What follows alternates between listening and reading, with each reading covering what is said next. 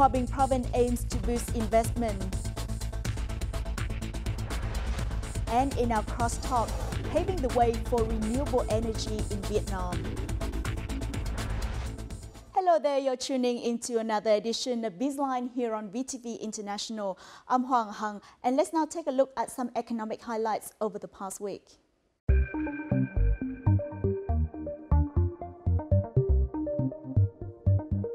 Addressing more than 300 enterprises at the Conference on Investment Promotion in Hòa Bình Province on Tuesday, Prime Minister Nguyễn Xuân Phúc suggested 4 key sectors the province should focus on, including forestry, high-tech and organic agriculture, manufacturing and urban development.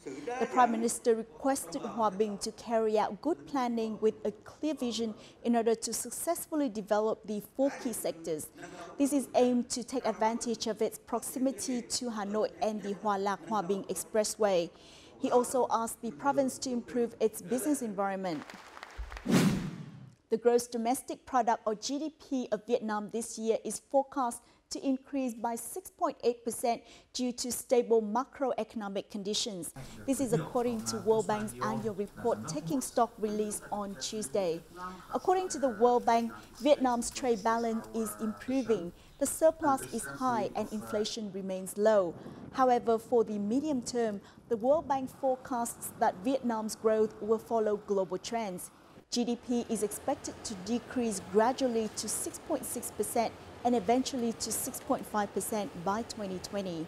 This is because Vietnam is vulnerable to external factors such as trade tension, which can reduce the demand for exports and foreign investments in Vietnam.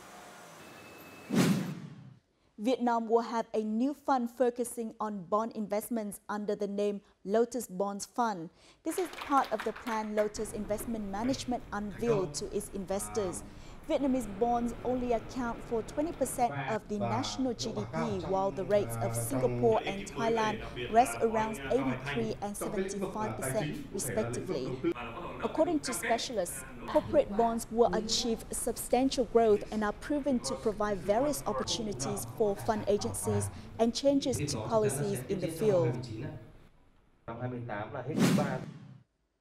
The State Bank of Vietnam has issued specific situations where it is entitled to blockade the capital and assets of foreign bank branches in order to protect the interests of depositors. There are 5 cases to be included, one of which is that if branches do not meet the requirements for the proper amount of the capital granted, for security rate and accumulated deficit, they shall be dissolved or terminate operation. Another case is when the branches have to face risk factors caused by parent banks. Their operation will be terminated. The circular is expected to take effect starting January the 10th next year. More commercial banks have been allowed to raise their credit growth targets this year instead of being fixed at low levels as in the beginning of the year. According to its recent report, Viet Capital Securities Company has raised NB Bank's credit growth forecast to 17% this year. Prior to the NB Bank, the State Bank of Vietnam also allowed Techcombank to raise its credit growth target to 20% per year. Vietnamese Taxi Alliance of 17 taxi companies nationwide officially launched in Hanoi on Monday. With a joint application, the alliance aims to mobilize thousands of taxis across the country to compete with technology giants like Grab or GoViet. The 17 businesses in over 40 provinces have joined the team with nearly 12,000 cars. In Hanoi, 2 taxi brands, Open99 and Vic, will enter the alliance, bringing the number of taxis in Hanoi to 4,000. With a joint application, customers will have to spend only 1 to 2 minutes to connect with drivers and enjoy reasonable prices even during peak hours. The alliance of traditional taxi companies is expected to affect the market shares of the online taxi market and contribute to restructuring the market. A cooperative union specializing in safe agricultural products have been officially established in Vietnam. The union aims to create a sustainable chain of high-quality agricultural goods made in Vietnam and includes all steps such as production and processing to send them to customers. The first operations of the organization are opening supermarkets with high-quality products as the main selling point. It is expected there will be around 20 safe product supermarkets established by the end of this year. Those are some highlights in the economic scene. Up next in our crosstalk, let's see how Vietnam is facilitating the development of renewable energy and the achievements Vietnam had made recently.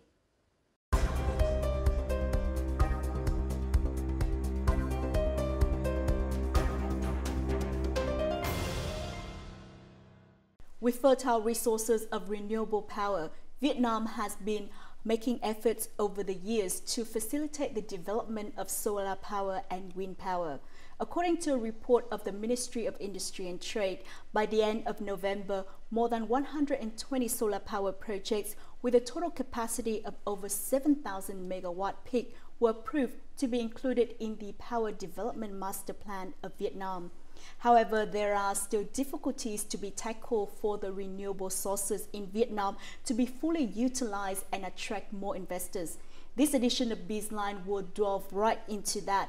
But first, let's take a look at some achievements of Vietnam's renewable energy sector in the following clip. With thermal radiation of more than 2,000 kilowatts per square meter per year and a wind power capacity of over 500,000 megawatts, Vietnam is a potential market for the development of solar and wind power investment projects. From April 2017 to September 2018, 332 solar power projects were submitted to the Ministry of Industry and Trade with a total capacity of 26,000 megawatts peak, well in excess of the 2020 goal laid out in the Power Master Plan 7. EVN, the sole power buyer in Vietnam, has signed 35 power purchases agreements for solar power projects, of which the 35 megawatt Phong Dien solar power project in Thừa Thiên Huế is the first solar plant to connect the grid. Some of the latest renewable power projects are the 50 megawatt Chư Prong wind farm, which is also the first of its kind in Gia Lai province and received its investment license in November this year. The first solar power project in Phú Yên province also started construction the same month. Decision 11 and Decision 39 also create incentives for renewable investment with higher feed-in tariff rates and an extended required commercial operation date.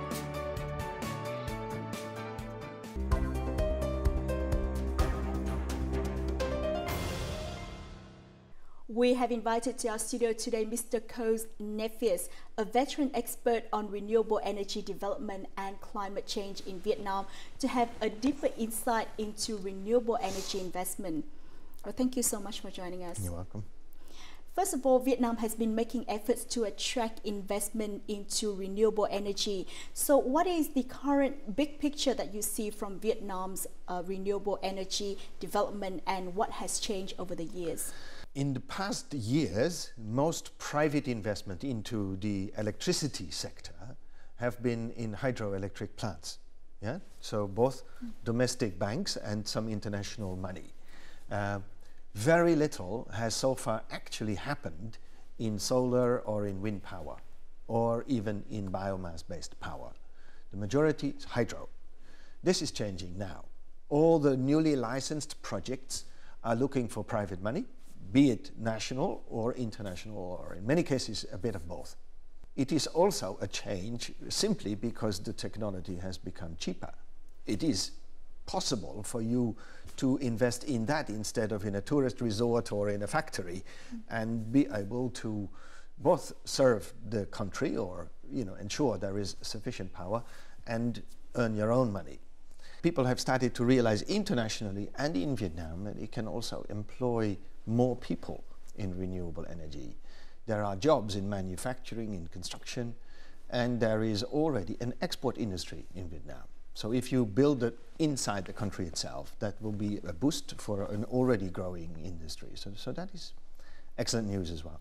Recently, the United Nations Development Program UNDP reported that Vietnam will need nearly $24 billion for renewable energy under the current Power Development Plan 7. So in what way can Vietnam source such an amount of capital? Well, it sounds like a lot, but actually the figures that you have quoted yourself just now, the oversubscription, the ambitious interest of private industry is much more than this plan. So it's not 24 billion, it may actually be double over that period of time. This money will be able to come to Vietnam, as well as it can come out of Vietnam's own private or commercial banking system. This money, it sounds a lot, but it will be there if a number of conditions are met. So, for example, the very simple thing is that private industry need to make money. They need to get a return on their investment. So the conditions for the price have to be right. Maybe they are already. The security for the investors has to be there. So they want strong legal agreements. You know, once you agree to invest, you also have to have a kind of guarantee that you get your pay. There is a third condition, which is technical, which is that the grid in Vietnam needs to be able to absorb. You know, you need to be able to not only buy the power, produce and buy, but also transmit it and bring it to the houses and the industries. So that requires public investment. It requires the government to also help. So these are the kinds of things that can make it work, but we believe that it most certainly is possible. The Phu Lac Wind Farm, one of the 7 wind farms operating in Vietnam, spans an area of around 400 hectares. The wind farm was connected to the national power grid and put into operation in September 2016. It produces an estimated 59 gigawatt-hours of electricity per year, enough to supply electricity to around 150,000 people. This will greatly benefit EVN TBW, the investor of the project, as a new feed-in tariff for wind power projects has been put in place for wind power projects operational before November 2021. Chính phủ cho phép ngành điện mua điện từ các dự án điện gió với cái giá điện rất là hấp dẫn, đó là khoảng 8,5 cent cho 1 kW giờ điện đối với các dự án điện gió chúng ta xây dựng ở trên bờ và 9,8 cent đối với các dự án điện gió mà chúng ta xây dựng ở ngoài khơi. Quyết định 37 năm 2011 của chính phủ đấy, với mức giá là 7,8 cent thì các bạn cũng thấy là phản ứng của thị trường là gần như là không có thêm dự án nào trong suốt thời gian đó. Thì cũng rất là mừng là tháng 9 vừa rồi thì Thủ tướng đã ban hành cái giá điện gió mới là 8,5 cent. Thì ở góc độ nhà đầu tư, theo tôi thì đây là một mức giá phù hợp để mà phát triển một số dự án điện gió tốt ở Việt Nam. The higher feed-in tariff rate was also praised by Vestas, contractor of Phu Lac project, Vietnam's first wind power project that opens bidding to foreign companies. I think obviously it's positive for the industry that Vietnam has a feed-in tariff scheme in place, and that of course shows an increased commitment from both domestic and international investors to grow our presence and the activity in the country. The total investment of Phu Lac is $52 million, 85% of which come through an ODA loan from the German government and its development bank, and the investor plans to build more similar plants in the near future. Trước mắt thì chúng tôi đang tập trung vào dự án điện gió thứ hai của chúng tôi là điện gió là Lợi Hải, Ninh Thuận 30 MW, và mô hình thì khả năng chúng tôi sẽ áp dụng giống như mô hình ở Phu Lac này, và Vestas cũng sẽ là một cái bên mời thầu mà chúng tôi mời Vestas tham gia cùng với chúng tôi để cạnh tranh với các đối thủ khác. With the average wind speed of around 6.8 meters per second at 60 meters above ground, Bình Thuận Province is expected to be home to more large-capacity wind farms in the coming time.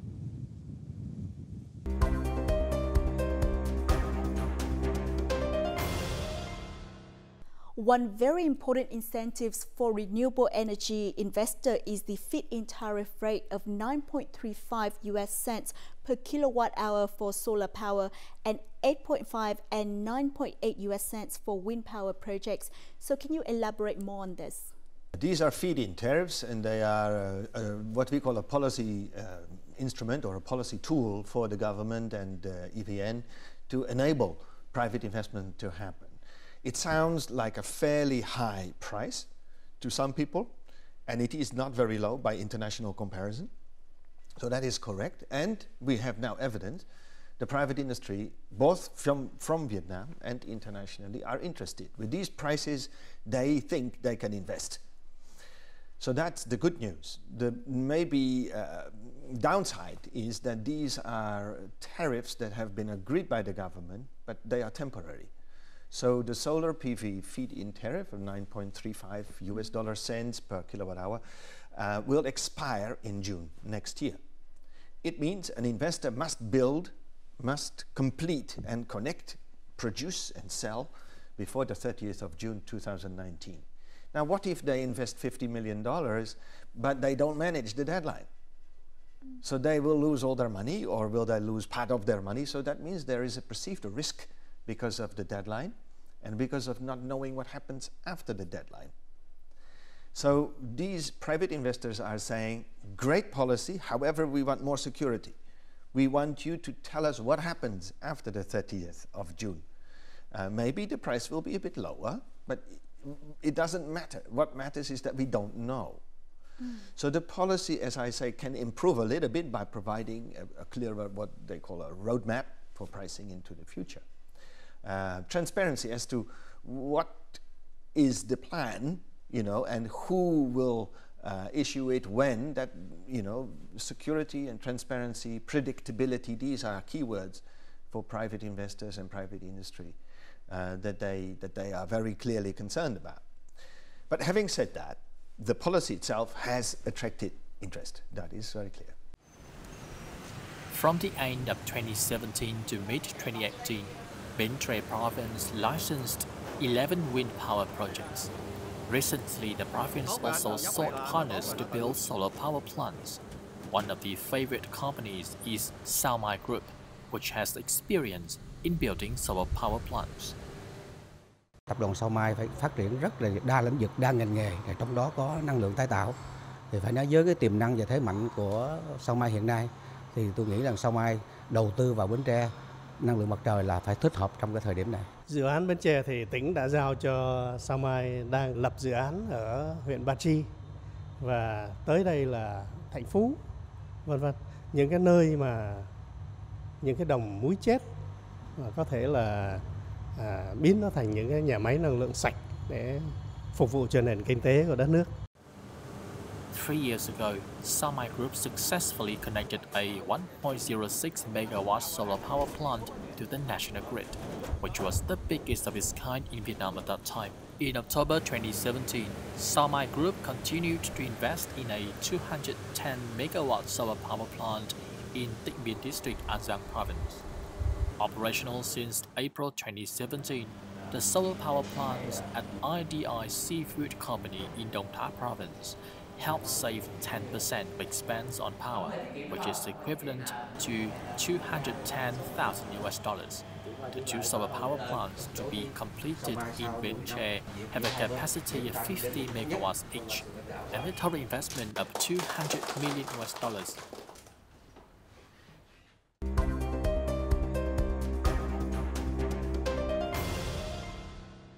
There already have been many renewable energy investors that have interest in the renewable sector in Vietnam, as you've mentioned before. So what do you think about the role of domestic investors in this field? We need to distinguish what we call the developer of a project, of an investment project, with the actual investor or the one who supplies the capital, the equity. So most developers are actually Vietnamese, or they are a combination of Vietnamese companies with foreign companies. They invest a little bit of money in, for example, a survey, in doing a draft feasibility study, or what we call a pre-feasibility study, maybe a design, maybe they even make sure that they have the land already, either the title or some kind of claim on the land. So that's an investment, but not a huge investment. This tends to be done by Vietnamese companies, mostly. Now, after that, you need to do the detailed design, you need to procure, you need to buy all the equipment, and you need to construct it. That's where the big money is required. Now, to obtain the license, most companies will need to be able to demonstrate that they can access the capital. So they can. But the banks or the financiers, both Vietnamese and international, will not already give the money at that stage. They will only make sure that the actual money will come if all the subsequent guarantees are in place. So what we see is there is a lot of licensing. Development has already taken place or is very advanced, but investment not yet.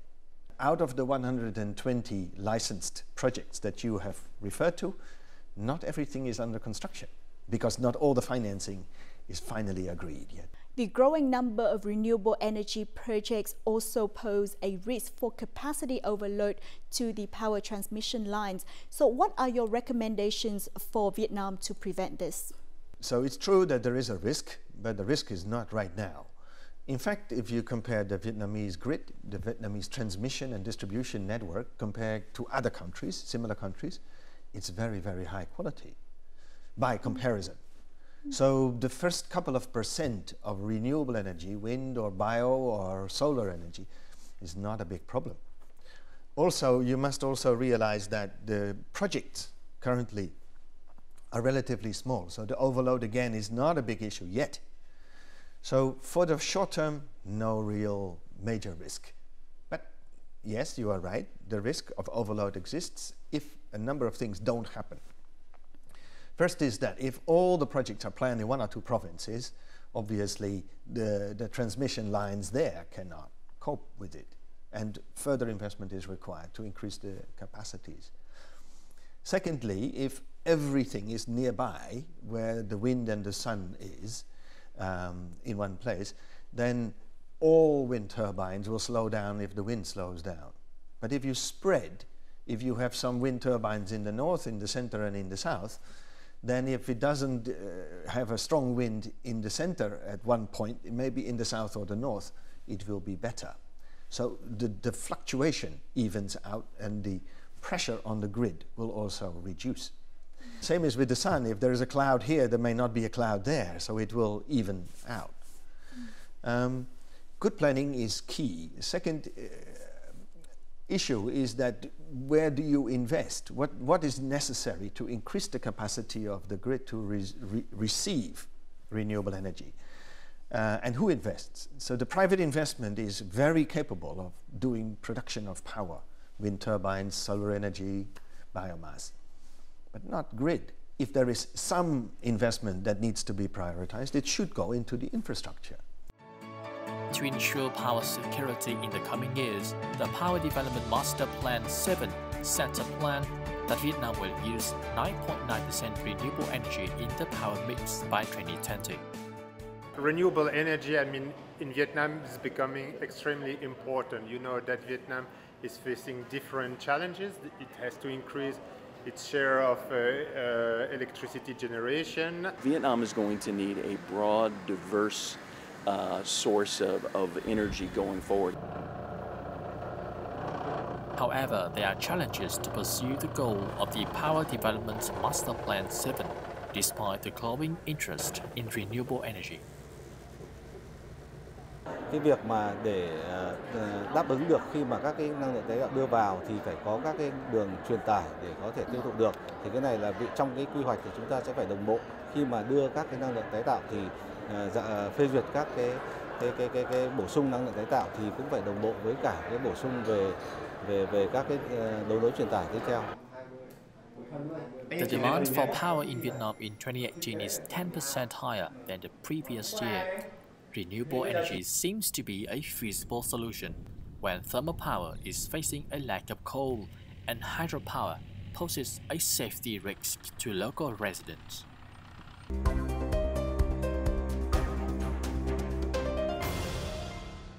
The transition toward renewable energy also meant to ensure power security of Vietnam. So what are the favorable conditions and challenges for this transition, in your opinion? Well, I'm a very big fan of renewable energy for this particular reason, because the sun is free, the wind is free, and it comes to you. You don't have to import it. So that is the key thing. Biomass, the same. A lot of biomass is leftovers from agriculture, industry, or waste. You know, municipal waste can also be incinerated and sometimes produce power. The sources of power, in particular sun and wind, are fluctuating. The sun shines during the day, not at night. The wind does not blow every day of the year with the same strength. So that means you need a system that is of a certain mixture and that can cope with these fluctuations. Again, Vietnam is in a very advantageous position, which is not always mentioned, and that is that it has a lot of hydropower already. Hydropower can smoothen the fluctuation because you can switch it on and off very easily. So if there is no sun and there is no wind, you switch it on and vice versa. So it is about managing the hydroelectricity as a storage and as an immediate source for peak demand. So it is a management question to some extent, but Vietnam is in an extremely advantageous position compared to countries with less hydro in their power mix. How will the renewable energy development support the efforts to mitigate the impacts of climate change in Vietnam, in your opinion? Actually, we are talking mostly about power, and of course that's not the only source of greenhouse gas emissions. However, energy in general, including power, is by far the biggest source of future emissions in Vietnam. Already today, but in the future it will become 80–90% unless something changes. So in other words, if we want to reduce the effects of, if we want to reduce climate change, we need to look at energy first and foremost. Still, there has to be the electricity sector for a very interesting reason. And that is that although electricity demand is growing fast and we can make it partly at least renewable quite easily and quickly, there is also transport. Transport is all petrol and diesel, very polluting. If that transport becomes electric, well, then you get a shift from petrol and diesel to electricity. That means your electricity system needs to grow faster, but your petroleum and diesel consumption in traffic will reduce. That would be a great development for not just Vietnam, but for the whole world, because it makes cities cleaner, because it also can reduce overall emissions if electricity is renewable. Well, once again, thank you for joining us. You're most welcome. Vietnam has a remarkable development record over the past 30 years, with an annual average growth of over 6% over the past 2 decades. In that context, the government of Vietnam is pushing to achieve sustainable economic development and also meet commitments made on climate change to the global community. Developing renewable energy is an inevitable direction to pursue that goal. The newly announced feed-in tariff rates on solar and wind power is regarded as a notable effort, and there are already many firms with interest in the sector. However, more work is needed to achieve the target of renewable energy portion set in the Power Development Master Plan 7, and BizLine will give you further updates in future episodes. And that also wraps up this edition of BizLine. For more news and updates, please log on to vtv4.vn or our YouTube channel at vtv4go. Goodbye for now, and thanks for stopping by.